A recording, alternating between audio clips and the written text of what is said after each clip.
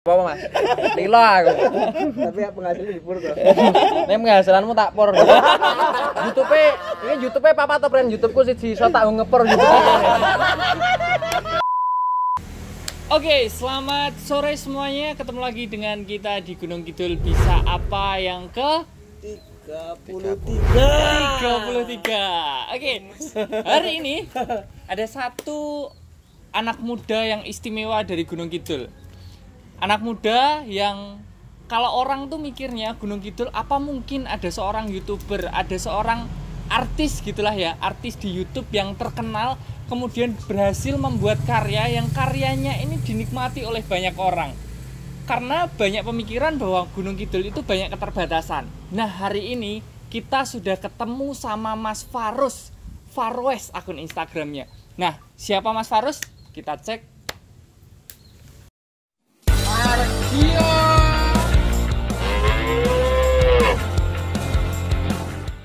Oke friend, di sini saya akan menunjukkan bagaimana tutorial cara ngeriti kolong jono yang benar. Pertama, pegang pada bagian pang, lalu hentakkan ini babatlah di area pok-pokan dan jejokan seperti ini. Oke, kembali lagi ke tutorial pengaritan. Oke, ndak, yang kedua ini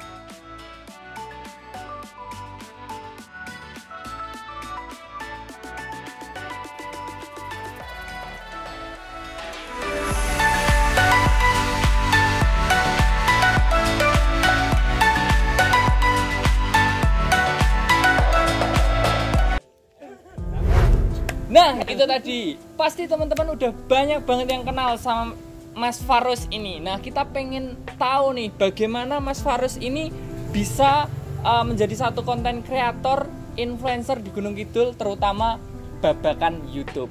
Selamat sore Mas Farus. yes, selamat sore Mas Daniel. Iya. Mas Farus, kita mau ngobrol-ngobrol Mas. Yeah. Ini kemarin ketika kita posting bahwa tamu minggu ini adalah jenengan, ini banyak banget responnya Mas. Yeah. Salah satu pertanyaan yang paling banyak ditanyakan oleh teman-teman adalah seperti ini. Jadi banyak konten creator itu memulai kontennya itu dengan sesuatu yang wah dulu. Jadi kalau mau bikin konten, pertama harus punya kamera, yang kedua harus punya tim, konsepnya harus bagus, harus punya editor dan lain sebagainya. Nah, tapi jenengan ini membuat konten pertamanya jenengan dengan sangat sederhana dan berhasil ngebum jagat per YouTubean. Ini gimana Mas? Awal ceritanya jenengan mulai merintis YouTube itu ceritanya kepiye? Awal mula merintis YouTube itu sebenarnya sih dulu cuman iseng-iseng ya. Iseng-iseng. Tapi sekarang ya ada bonusnya tadi, iseng-iseng berhadiah. Asik. Jadi teman-teman, pertamanya itu adalah tutorial ngarit. Tutorial ngarit dari Mas Farus. Gimana Mas tutorial ngarit itu? Dulu itu video tutorial ngarit itu saya buat itu tidak sengaja Mas, itu dari melalui Story Instagram. Story Instagram. Dulu kan saya kan jenisnya kan dari dulu kan gaweane trot ngalas, ngarit, ndangir, macul, golek ngon sapi, ndangir, sorok letrong, kan sapi turute. Siap.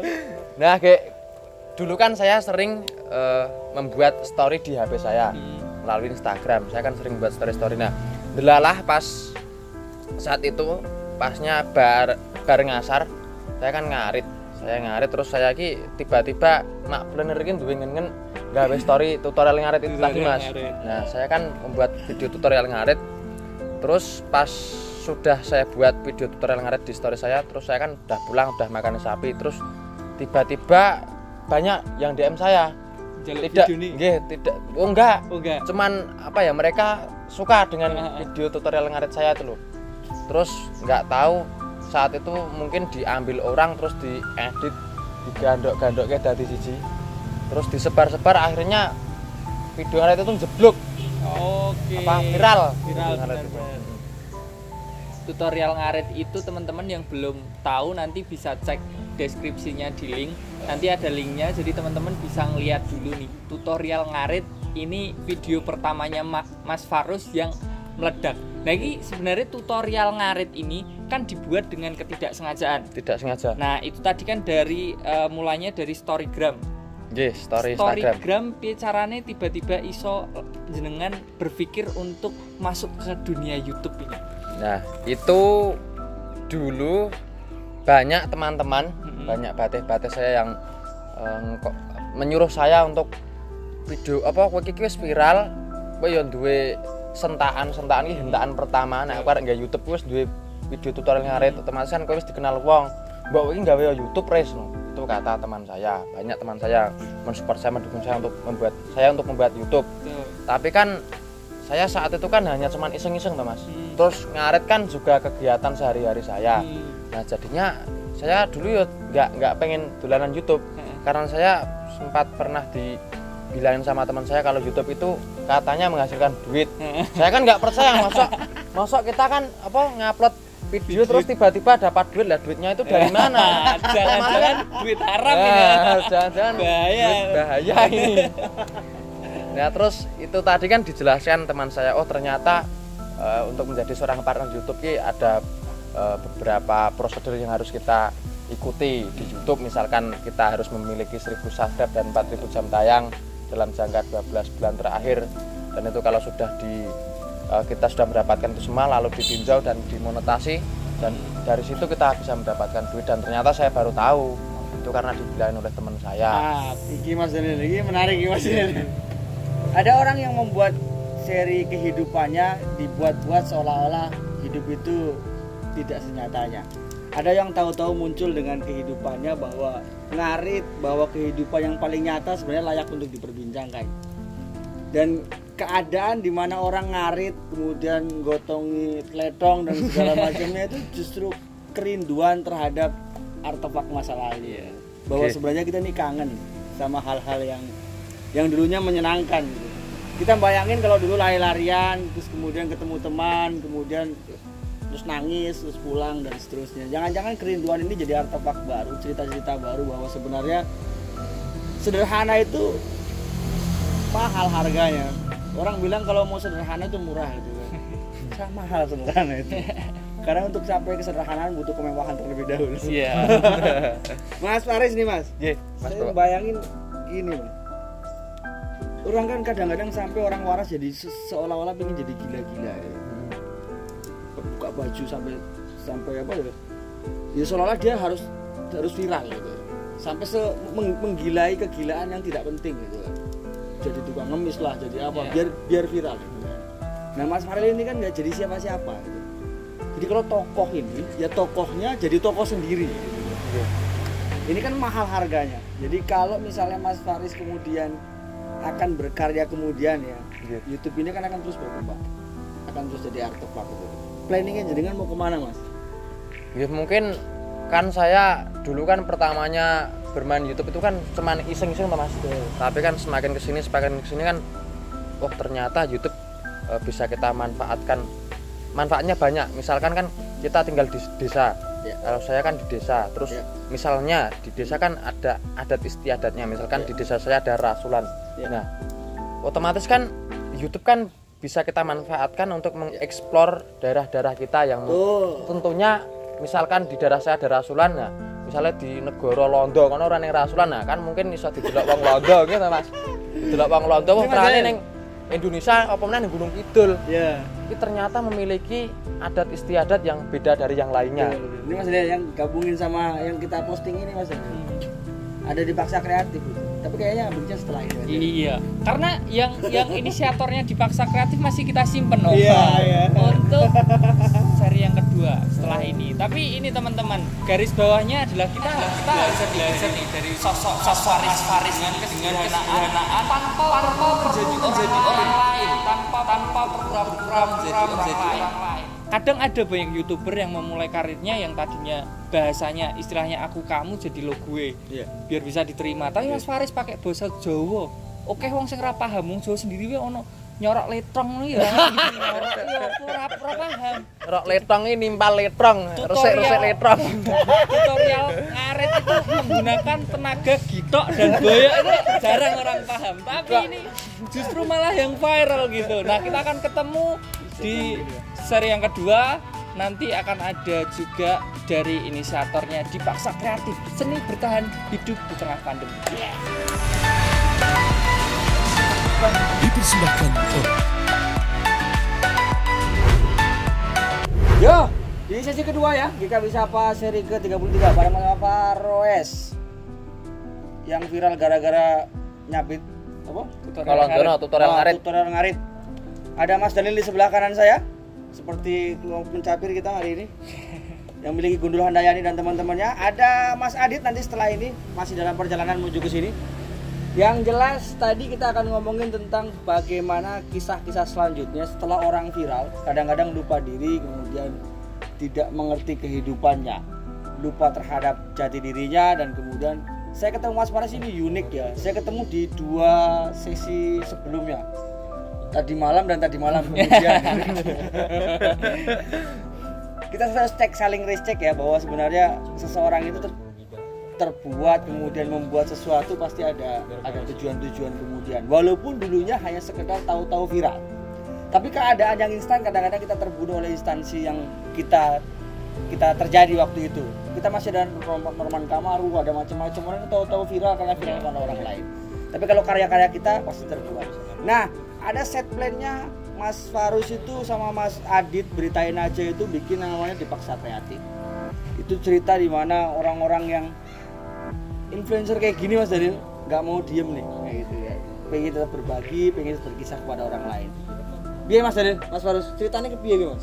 Dipaksa Kreatif ki ngopo sih? Ceritane itu nggih ada beberapa faktor, tapi salah satunya sekenai itu malam-malam pas saya di rumah Mas Adit itu hanya ngen mak seliwet. Mak seliwet kan. Sliwer. Tapi itu kan Dipaksa Kreatif itu kan di situ program kita adalah meng-up story UMKM baik konten kreator yang ada di Gunung Kidul. Nah, kita membuat program seperti itu kan gandeng kahanan yang utamanya karena kahanan ngeten kita Mas. Saya kan nggih pengen terlibat pas ada pandemi seperti ini loh. Kami juga ingin terlibat pas kahanan ngeten iki. Nah, kami dan saya dan Mas Adit itu mengadakan program itu tadi Dipaksa Kreatif untuk kita mempromosikan produk-produk baik UMKM ataupun konten kreator yang ada di Gunung Kidul agar mereka iki semakin semakin ketok ngoten lho produknya iki karo ngono wonge Mas. Nggih, konten kreator. Kowe diteruske. Siap. Nah, niki sing kudu jelaske lebih banyak. Yang perlu menjelaskan lebih banyak ini. Semoga tadi kan terus Monggo silahkan Mas Adit. Gimana Mas, mungkin bisa diulang soalnya kan saya baru datang. Wah sih. Aku rodok kanceng aku kok sakit lho Kang. Mas Adit sama Mas Faroes ini adalah inisiator dari satu gerakan Dipaksa Kreatif, seni bertahan hidup di tengah pandemi. Dimana memang tujuannya kayak yang dijelaskan Mas Faroes, atau teman-teman juga bisa cek video yang sebelumnya yang minggu lalu kita take sama Mas Adit. Itu bagaimana teman-teman yang sekarang Mas Faroes ini punya media berupa YouTube dan juga Instagram, followernya cukup banyak, pengikutnya Mas Faroes cukup banyak. Mas Adit juga punya akun Instagram dan YouTube yang pengikutnya cukup banyak, dan pengen untuk membantu teman-teman UMKM yang ada di Gunung Kidul, pengen membantu teman-teman konten creator pemula lah ya di Gunung Kidul, ataupun konten creator yang ada di Gunung Kidul untuk bisa maju bersama-sama gitu ya Mas Adit. Nah, tentang Dipaksa Kreatif ini Mas, tujuan kedepannya habis ini itu apa Mas? Setelah nyetori kemudian pasti kan ada jangka panjangnya ya. Ya. Yang pertama kemarin prosesnya sudah mulai berjalan dan kita sudah rule-nya sudah mulai enak. Banyak teman-teman UMKM yang gabung sama konten kreator juga ada beberapa, sudah lumayan. Ke depan sendiri saya mulai sekarang sudah membuat grupnya Mas. Jadi untuk menampung semua di situ, kita update informasi tentang Dipaksa Kreatif itu nanti ke depan ada apa aja. Kita udah ada grupnya, dan yang bersedia masuk hampir 50 orang Siap. Itu UMKM sama konten kreator di Gunung Kidul. Grup WA saya udah bikin, jadi di situ wadah kita silaturahmi di situ. Betul. Tetapi untuk promotnya bukan di situ, harus japri ke saya karena kalau numpuk saya tidak ada admin lain, nanti malah ada yang tidak. Dari wadah ini ke depan kan kita bisa sharing, kita bisa saling menguatkan mana yang masih kurang laku atau seperti apa, bisa diperbincangkan bersama untuk mengembangkan maju bersama gitu. Betul. Ngomong-ngomong tentang konten dipaksa kreatif ini juga salah satu konten yang isinya adalah orang-orang yang hari ini bangga dengan Gunung Kidul gitu kan. Nah kalau teman-teman mungkin hari-hari terakhir ini banyak ngeliat bahwa sekarang tuh ada yang lagi naik nih dari Gunung Kidul, yaitu logat ke Gunung Kidulan. Jadi banyak story bezuh talah arah masak bazem kayak angele kok ngene ya kan Mas Farus gitu kan. Nah ini mungkin salah satunya juga dulu tuh pemicunya adalah Mas Farus dengan konten yang sangat sederhana. Di situ banyak orang ternyata menangkap itu sebagai sesuatu yang menarik, dan sekarang itu juga jadi harusnya Gunung Kidul sekarang bisa kayak misalnya orang Surabaya dengan logat ke Surabayaannya mereka tuh bangga. Obowo dengan ngapaknya tuh bangga, penak gitu. Kalau ketemu sama orang ngapak, yuk orang ngapak gitu. Gunung Kidul tuh sekarang udah mulai Pride-nya naik. Iya, harusnya kebanggaannya terhadap Gunung Kidul, pride-nya terhadap Gunung Kidul naik. Nah ini dibantu dengan teman-teman kayak Mas Farus yang mengangkat Gunung Kidul banget. Opo sing ono neng sekitare, Mas Adit mengangkat dengan potensi yang ada di Gunung Kidul, konten-konten creator yang ada di Gunung Kidul coba difasilitasi, bikin grup. Mungkin nantinya juga akan ada kopdar sharing-sharing. Mas Farus dan Mas Adit mungkin yang selaku apa ya, yang lebih berpengalaman lah karena sudah lebih dulu menjajaki dunia YouTube, mungkin nanti akan sharing-sharing. Nah Mas, ini pasti yang lihat tuh banyak banget teman-teman sing pengen gabung. Piye Mas carane gabung? Ya kalau untuk gabung sendiri bisa menghubungi beritain aja di situ. Yang sebelumnya tidak saya cantumkan nomor nomor WA, sekarang di bio-nya sudah saya cantumkan. Itu juga salah satu untuk mempermudah gimana untuk gabung di Paksa Kreatif itu. Nah, terus setelah berkala kita juga akan posting mengingatkan kembali bahwa swipe up di berita ini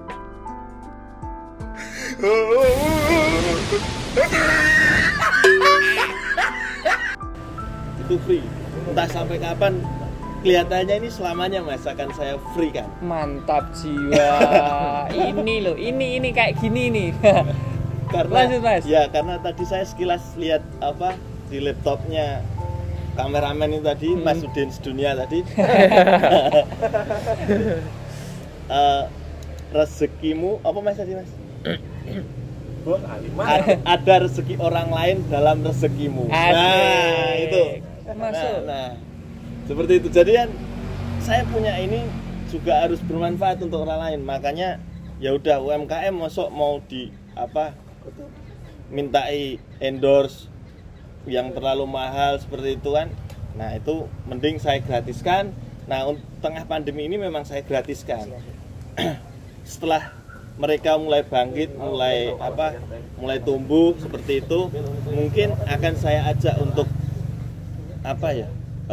membuat suatu kegiatan bakti sosial mungkin dengan story kita berinfak seberapapun diterima, dan itu nanti di manage dengan baik dan dilaporkan dengan baik. Uang itu khusus untuk membantu orang yang membutuhkan. Mantap. Ini nih visi anak muda kalau sedang ngerjain bisnis tuh kayak gini. Orientasinya nggak cuma uang, tapi sebuah visi kebermanfaatan untuk sesama. Nah, karena dua YouTuber ini sudah kumpul, maka di sesi yang ketiga ini kita akan ngomongin tentang suka dukanya jadi YouTuber dan bagaimana caranya nge-YouTube supaya konsisten sampai monetize. Nah, teman-teman yang penasaran tetap ikutin channel ini sampai akhir. Dipersembahkan oleh Oke. Oh, siap, monggo. Yo ketok nek yo puasa itu sering nyeplet. Monggo, Mas. Oke. Gini lho, friend.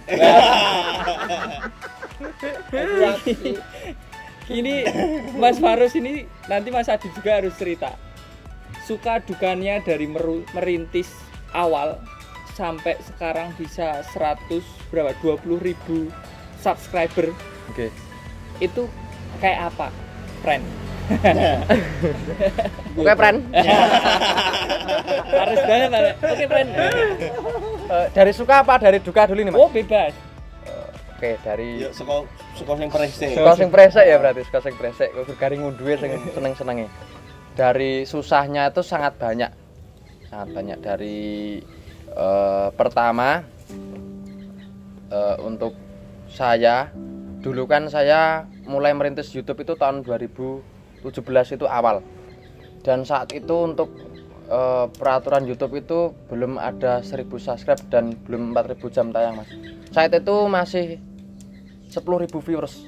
Kita baru bisa dimonetasi. Nah, itu kan saya saat mencoba dolanan YouTube itu tadi kan saya kan berharap YouTube saya bisa dimonetize. Nah, karena saya sudah mendapatkan 10.000 viewers. Nah, saya tunggu-tunggu YouTube saya masih ditinjau sampai pada awal tahun 2018 pasnya pertengahan Januari kalau nggak salah.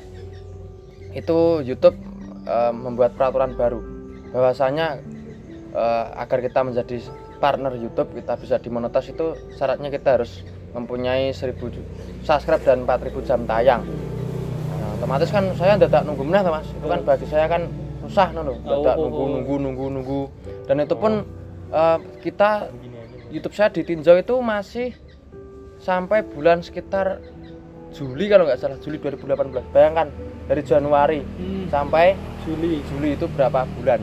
Itu perjuangan saya menjadi seorang partner YouTube, menjadi seorang konten kreator itu perjuangannya sangat banyak, Mas. Itu baru faktor-faktor yang pertama, masih banyak lagi dari kesulitan bikin konten gitu. Kesulitan bikin konten dari kita membuat video dulu juga kamera masih menggunakan HP saat itu. Ini bisa disebutin mereknya enggak nih? Oh, boleh. Saat itu saya menggunakan Xiaomi Redmi 2 dan itu masih sangat buruk gitu kameranya. Nah, itu dulu. Tapi ya alhamdulillah dari HP itu malah bisa membawa saya sampai ke sini. Wah, itu tadi. Dan tentunya masih banyak lagi faktor-faktor kesulitan saya menjadi seorang partner YouTube itu ya dari segi kita ngurus surat PIN-nya itu suratnya baru sampai 1 bulan lebih 1 hari, ada syarat-syarat yang lainnya, syarat-syarat kode untuk verifikasi. Itu saya berjuang YouTube itu dari awal 2017 baru bisa benar-benar saya bisa mendapatkan bayaran itu awal tahun 2019. Awal 2019. Berapa tahun, Mas itu? 2 tahun. 2 tahun lebih ya berarti. Nunggu 2 tahun tuh sabar. Jadi 2 kalau tahun. teman-teman yang memulai konten YouTube dan pengen cepet-cepet monetize gitu, pasti kendalanya di nggak sabar Ya, itu dan ya, putus asa. kita harus benar-benar sabar. Kan sekarang kan banyak toh, Mas, teman-teman yang ingin menjadi seorang partner YouTube itu kan sekarang kan banyak yang pengen dolanan YouTube, berkecimpung di dunia YouTube. Mungkin yang mereka bayangkan sangat mudah, sangat instan. Mereka membuat video terus tiba-tiba dapat bayaran. Tidak semudah itu, friend. Iya, friend. Gitu loh, friend. Kita harus bener-bener pertama ki nek prihatin genah, sabar, tekun, disiplin. Ya ngot dinonga. Nek butuh ya diposoni mutih. Saya tak potong sebentar, Mas Ari. Jadi gini. Kenapa ada kisah 2 generasi bahwa setiap generasi yang terdahulu akan bilang masa lalunya. Generasi masa depan, generasi yang sekarang mau berbuat akan bicara tentang visi masa depannya. Tapi ada 2 belahan yang paling penting, bahwa kenapa orang-orang tua, orang-orang yang sudah tidak menggunakan teknologi atau orang-orang yang sudah gagap dengan teknologi kemudian tetap establis dengan kekayaannya. Dan kita yang anak muda yang sok paling cerita bahwa kita nih menguasai teknologi, kita yang bisa segalanya, kita bisa membuat uang dengan teknologi, dengan YouTube, dengan segala macamnya. Tapi kemudian tetap orang-orang tua yang masih memiliki harta benda sekarang. Anak-anak muda baru menjadi pemanis-pemanis posisi gitu. Karena ada dua belahan yang paling penting. Anak muda lupa bahwa setelah berkarya, memaintenannya, merangkainya menjadi sebuah gugus kebersamaan itu justru semakin kecil. Anak-anak muda kalau sudah nongol di atas, kemudian dia lupa dengan sekelilingnya. Orang-orang tua semakin di atas, semakin banyak untuk bicara kopi. Maka kalau kita sudah jadi content creator, sudah jadi tempat tongkrongan, jadi tempat ini kemudian tidak menjadi komunitas, tidak menjadi tongkrongan, tidak menjadi hal yang terus membuat jadi lebar, maka mungkin kita akan sebentar itulah waktu kita menikmatinya. Karena orang-orang tua justru meninggalkan pekerjaannya untuk hanya sekedar ngopi dan menjaga relasinya. Jangan-jangan kita ketemu dua YouTubers ini bagian daripada menjaga relasi kita, Mas. Ada yang dipaksa kreatif, ada yang masih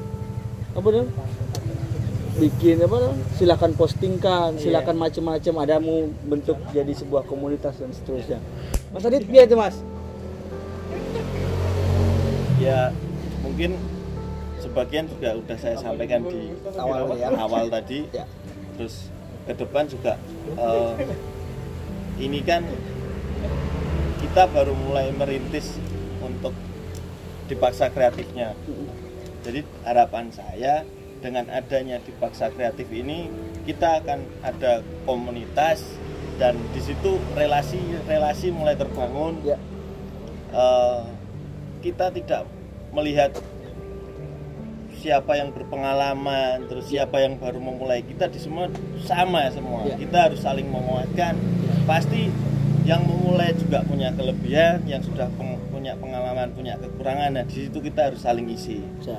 Jadi dengan situ mudah-mudahan lah harapan saya ini yang YouTuber lain Gunung Kidul yang udah besar, ayo kita sama-sama untuk mengembangkan konten kreator di Gunung Kidul untuk Gunung Kidul ya. Seperti itu. Jadi jangan berpikir sing aneh-aneh. Kalau kira-kira pikir aneh-aneh, ayo kita duduk bareng ngopi, kita bicarakan. Seperti itu.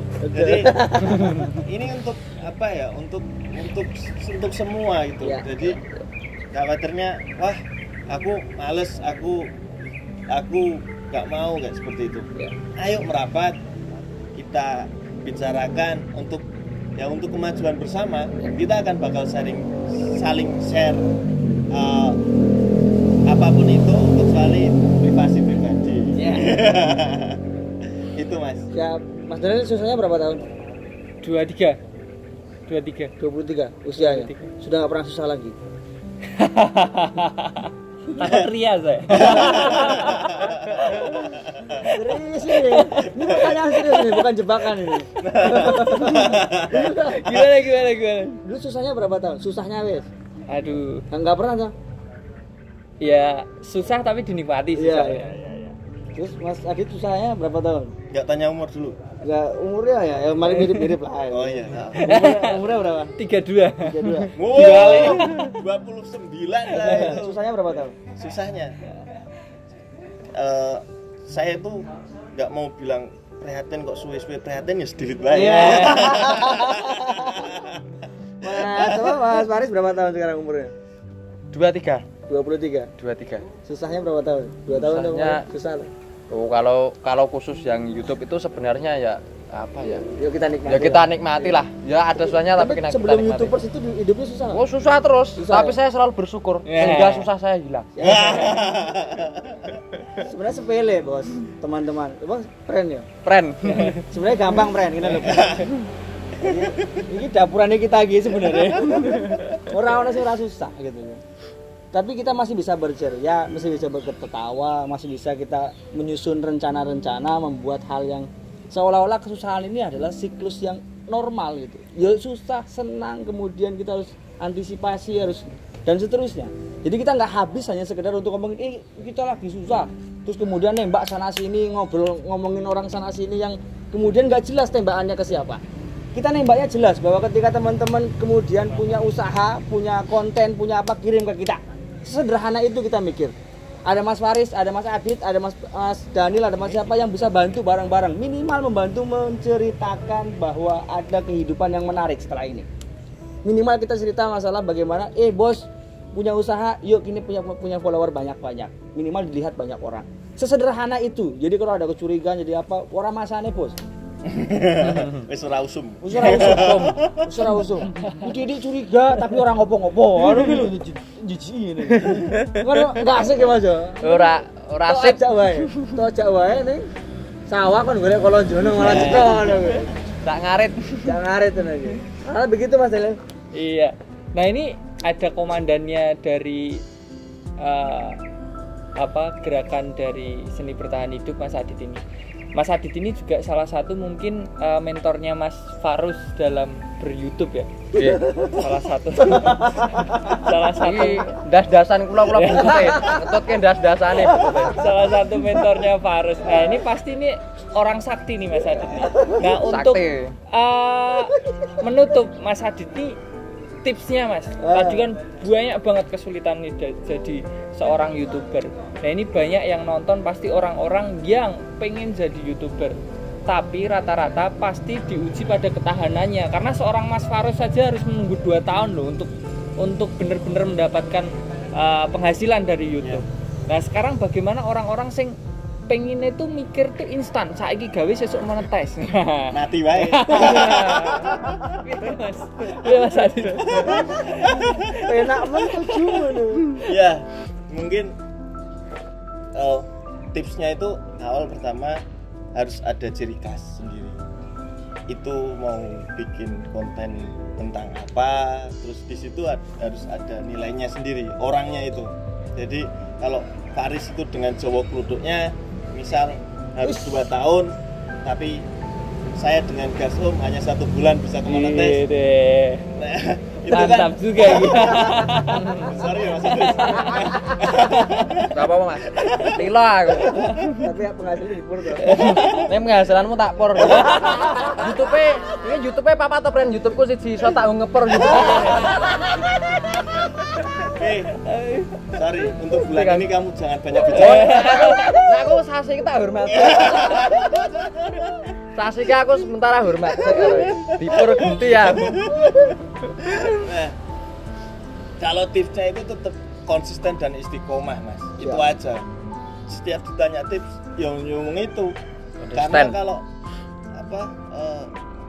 semua pengen bikin YouTube dan diawali dari apa masih bingung kan, harus mencari, harus random dulu postingannya. Nah, dari postingan random itu kita lihat mana yang paling menjadi daya tarik. Nah, setelah ketemu itu baru kita khususkan di situ. Iya. Seperti itu. Lebih spesifik ya. Iya. Oke. Om Bowo ada lagi Om? Yes, ora. Oke. Ketemu hebat-hebat guys, menyenangkan. Mantap. Khusus untuk edisi Gunung Kidul Bisa Apa Sekarang, maka yang nutup akan Mas Farus dengan logatnya. Oke, kamera sudah. Jadi ketika Mas Farus, kita tutup dengan logatnya. Nggih, matur suwun dhumateng sedaya warga masyarakat wonten ing penitian internet, para batih-batih sedanipun. Nggih, ing sonten menika kita niki wau padha silaturahim. Niki do rembukan tuwa ning saling jagongan. Mugi-mugi le jagongan ing sonten menika saged dados manfaat kagem kita lan kagem panjenengan sedaya mawon. Amin Allahumma amin. Lan mungkin cukup semanten. Jangan lupa subscribe dan ampun kesupen padha ngetutke channelipun napa niki? Gunung Kidul Bisa Apa. Jangan lupa di subscribe, di share lan kakak iki. Dan mungkin cukup sekian mawon niki. Nggih, pamit riyen. Nggih, sugeng kepanggih melih lan salam petani Gunung Kidul. Iya. Sebentar. Nah, ini Mas Bowo itu punya logat yang berbeda.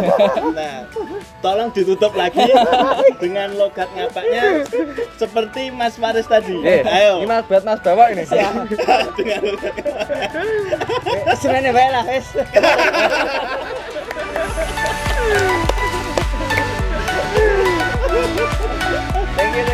Thank you.